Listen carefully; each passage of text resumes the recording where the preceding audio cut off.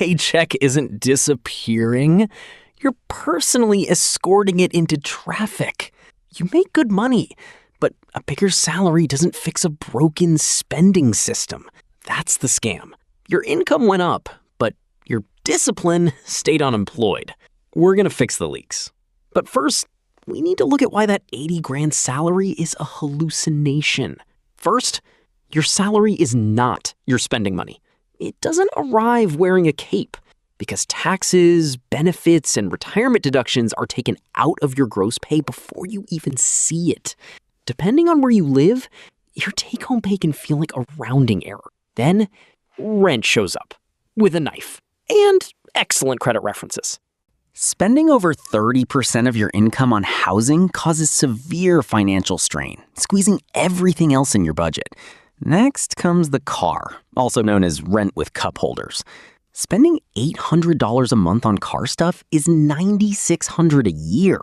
Payment, insurance, fuel, repairs. If you need it, fine. If it's ego transport, yikes. Lifestyle inflation means that as your income goes up with raises, your bills and expenses increase to match it. Every raise gets legally adopted by your bills. Your old life was fine, but your new life apparently needs truffle mayo and a management consultant. Out in the wild, tiny daily treats bleed you dry. Spending $10 a day becomes $300 a month. And look, coffee isn't the villain. The villain is buying every comfort outside. But buying a $5 coffee every workday still costs around $1,300 a year. Your pattern is on trial. Add in impulse shopping. Spending $25 a week becomes $1,300 a year. And buy now, pay later split plans? That's just future you getting jumped. 4 easy payments still equal 1 full purchase amount. The split didn't make it cheaper. It just made math wear sunglasses. Then you go home, where delivery apps act like little goblins wearing convenience perfume. Spending 20 extra bucks per delivery order twice a week equals about $2 grand a year. You literally ordered financial seasoning. Then there are subscriptions. They stay quiet because they know you'd cancel if they screamed. 6 $15 subscriptions cost $90 a month. Spending that $90 a month on subscriptions equals $1,080 a year for background noise you don't even watch. Repeated $10 purchases are ignored, whereas $1,000 theft would be immediately noticed. That's how broke happens politely. Credit cards make this worse by hiding the pain until later. Interest is just your past self charging you rent. Paying only the minimum payment on credit cards traps you in a permanent debt hangover. The biggest problem isn't spending. It's spending without a destination. The 50-30-20 budget rule fixes this. It allocates 50% to needs, 30% to wants, and 20% to money goals. But math doesn't lie.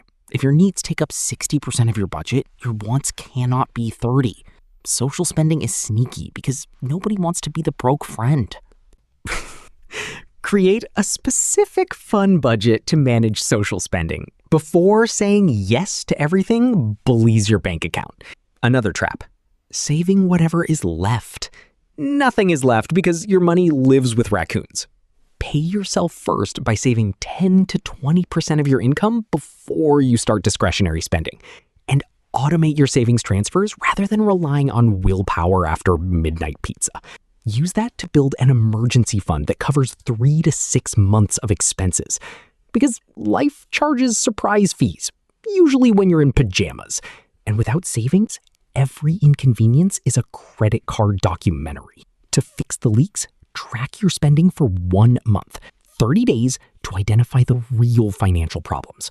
Audit your expenses by canceling what you forgot, capping what you love, and automating what matters.